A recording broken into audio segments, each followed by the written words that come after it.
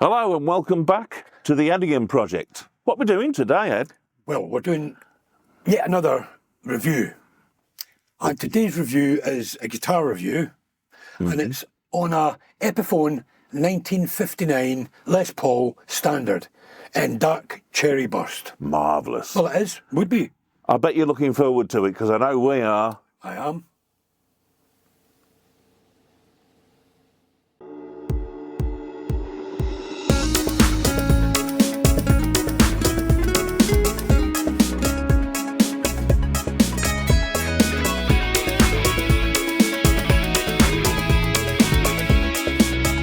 Today we are going to be reviewing this beast here. This is, as I said at the intro, this is a Epiphone 1959 Les Paul Standard. Now, as far as I'm aware, this is an exact replica of the Gibson 1959 Standard. So this is made fairly recently, and it's Epiphone's take on it. It's made by Epiphone and the Gibson Custom Shop, a collaboration. And we'll talk you through a little bit about it, guys, so you can decide for yourself. So, as far as I'm aware, one of the big differences between the Gibson Standard and this Epiphone is where they were made and by whom, what craftsmen put these things together. So in the case of the Epiphone, it would be Gibson's China plant with, I'm assuming, Gibson with Chinese craftsmen. The Gibson would be manufactured in a Gibson plant in USA with, I assume again, Gibson craftsmen in the USA. So that's one of the big differences. Regarding the makeup of the guitar, as far as I'm aware, the body on the Epiphone, actually the body and neck of the Epiphone and the Gibson are the same. Mahogany body, I believe it's two-piece mahogany body, but on the Epiphone, and probably the Gibson will be, I would imagine, one-piece mahogany. But they're both mahogany bodies. The necks are mahogany, and this Epiphone has got the Gibson Kalamazoo cut type headstock. So it's very similar there. Then this is where it changes slightly. On the Gibson, it has a AAA maple cap. This Epiphone has a AAA maple cap also, but it's not a full cap. It has a AAA maple veneer to top it off. So there's a slight difference there. The fretboard is probably, always was before, but probably even now, Gibson's still using ebony fretboards. Whereas on this, it's Indian laurel. Now, from what I can gather, Indian laurel is of the rosewood family. So it's a similar kind of a wood to rosewood, which is pretty scarce to get. So, you know, it's a bit difficult now. As you know, they've stopped doing it. They've got substitutes coming in now. But, hence to say, it is of the rosewood family, Indian rosewood. This is Indian laurel. So it's a similar thing. It actually looks very much like rosewood and feels very much like rosewood. It looks very much and feels very much like my Strats, which are proper rosewood from years back. So we have that. Then another difference would be, I don't know how major or minor that would be, because I find these tuners on this are pretty exceptional. These are not ebony, these are Epiphone Deluxe Vintage tuners, whereas Gibson have their own tuners, and it may be Cluson type, as they've always used. So basically that's that. We have the same design kind of thing here. Instead of a Gibson, we have Epiphone, then Les Paul model, same. Now, we turn the back of the guitar back again. What we have is a black plastic cover plate, which is the access hole for the volume and tone assembly and wiring. We have on the Gibson, that would be a black plastic plate as well on the three-way toggle switch for your cover plate for that access hole. But on this, I think it's very classy actually. Epiphone have made this as a like a metal badge. And it's in black and silver. Looks very classy. Black and silver. And what it says on it is limited edition since 1873. And then you have your Epiphone E logo in the middle. So it's very, very classy, very nice. So it's just to signify this is a limited edition run of this particular guitar. Go back to the front. We have on neck, we have binding. And around the top of the body, we have the binding. And it's like a smoky type cream, like aged cream binding. We have a little plate around the three-way toggle switch, which is similar colour to the binding. The pickup surrounds and the scratch plate again are the same type of colour. It's like it's a creamy, almost aged, as if it's been in smoky clubs, etc, etc, etc. And then we have the four obligatory gold top hat controls for your volumes and tones. This is where it gets interesting, but because the switch, the three-way toggle switch here is a switchcraft, was exactly the same as in the Gibson. The input jack, again, exactly the same as in Gibson. It's a switchcraft. And the pickups, this is what really surprised me, the pickups are actually the same as you get in a Gibson. These are Gibson Burstbucker pickups, and they're numbers 2s and 3s. They're not the Pro Buckers that other Epiphones have. These are actual Gibson Burstbuckers. So a lot of the innards and a lot of this guitar is same as the Gibson. And to finish it off, this lovely colour, which is stated as it's a dark cherry burst. It's got a lovely tiger stripe from the maple cap showing through. Looks lovely. Feels like it's weight-wise not too heavy. It's got a bit of weight in it, so it's substantial, but it's not too heavy. So it feels solid. It's got a D-shaped neck, lovely profile, and really well set up. Lovely low action. With its factory fitted, and I believe they're Gibson strings, factory fitted 10-46s. And a big shout out to the guys at Guitar, and especially the guys at Guitar in Edinburgh who supplied this one. It is a lovely guitar, well set up, so big up to you on that one, guys. So that really is about the talking of the guitar, of the construction and the component part. So now let's get down to actually hearing a few of the sounds and how it actually plays and blah blah blah. So just excuse me a sec while I roll the chair back a bit, because I want to get the shot on to this side camera so you can actually see the whole thing.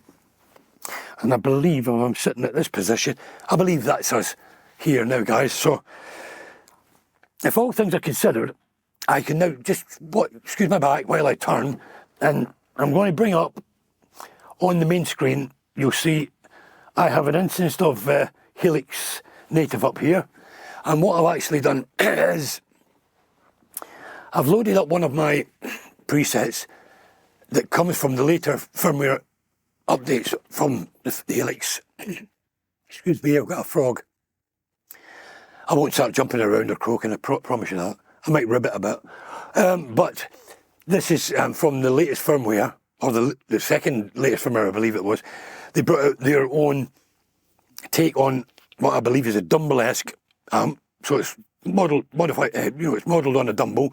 It's a litigator. It's the Line 6 litigator amp. And I've set a preset up around that, and it's basically set up clean, nice EQ as you would have on a clean Dumble. I put a little bit of delay and reverb at the back end of that, very little, not a lot, just so it gives it a bit of colour, so you'll still hear the tones of the guitar. And then at the front, we have a Dyna drive, where we'll add a little bit of hair to it. After we do the clean settings, we'll find out more. We'll punch it in and see what we get out of that.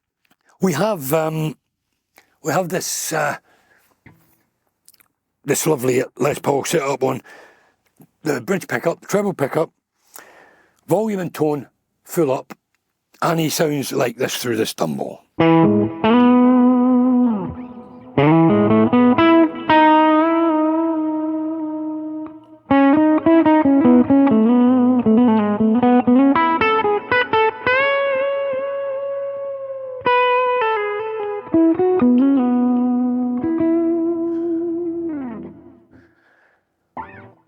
very rich tone, very thick, and that, you know, lovely tone, lovely tone. So what we'll do now is we'll roll the tone control off. That was fully up. We'll run the tone control off on the same pickup. So the tone's fully off. We're on position 1, treble or bridge pickup, full up, and this is what we get now, a bit darker.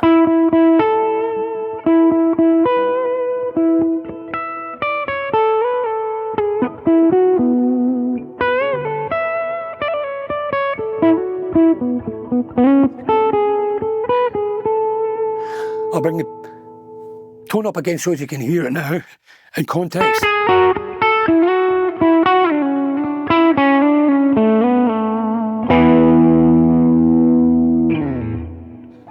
Yeah, it brings that bite, that Les Paul growl back, if you like, on the treble pickup. So let's go now to the next position, which will be pickups 1 and 2 together in the middle, and we have a sort of a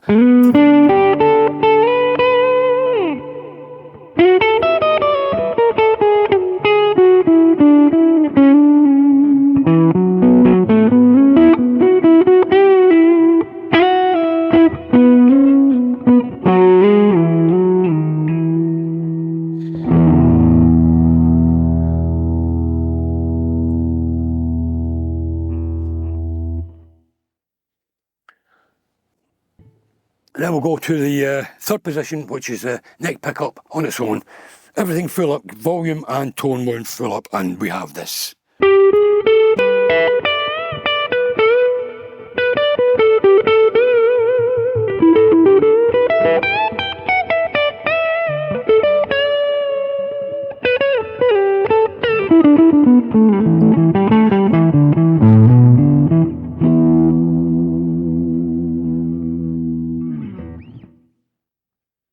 We'll do the same we did with the bridge pickup. We'll roll the tone all the way off now on the neck pickup. Volume full up, and hear what this does.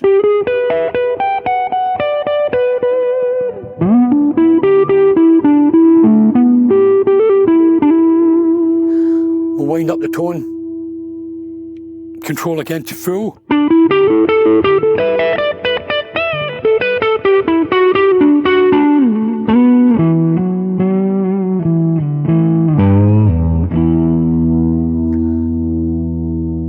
Yeah, so we still have that lovely creaminess and the thickness, but we've just added that little bit of definition back in again with rolling the tone back up again.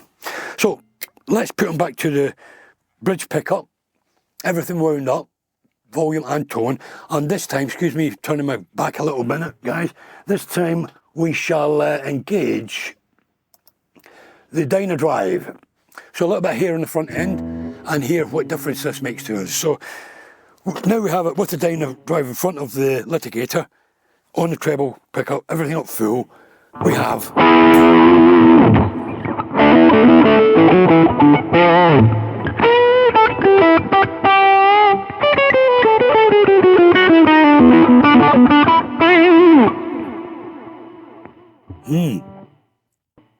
So that's what we have on the treble pickup here. A lot of bark, a lot of bite there.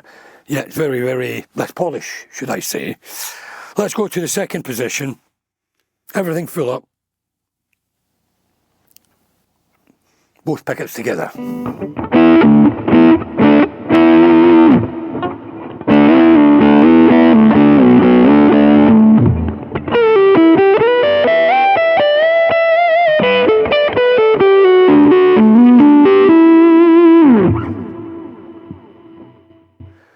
Then let's go to the neck pickup. Again, everything full up, volume and tone.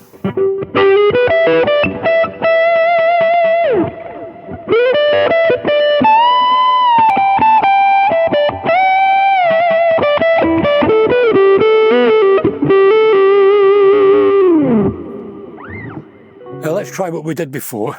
Still on the neck pickup, volume full up, but we'll roll the tone all the way off with this dyno drive in front.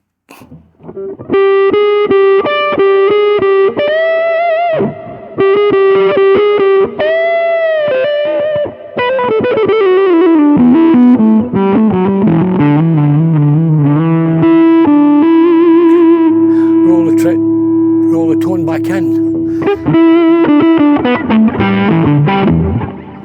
And then we have that lovely definition back in again, just a little bit of bite, not as much as which is on the bridge pickup. So we'll try the same thing again. We'll go back to the bridge pickup, volume full up, tone rolled off, and then we have a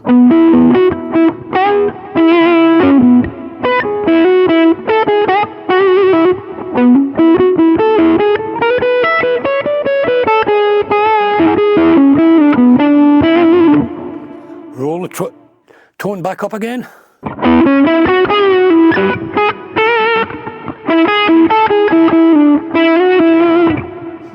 And then we have that lovely definition back in again, that bite and that growl. I don't know what to say, guys. I mean, it's just great Les Paul, great sound, great feel, well made, sounds lovely, and at the fraction of a price of a real Les Paul. But I can't talk about, I shouldn't really do this, but I can't really talk about a Les Paul, or a Gibson Les Paul, and predominantly a 1959 one, without mentioning one of my favourite bands and tracks and player, Dickie Betts of the Allman Brothers, and this little thing, that little ditty that always comes to mind when I hear or talk about Les Pauls.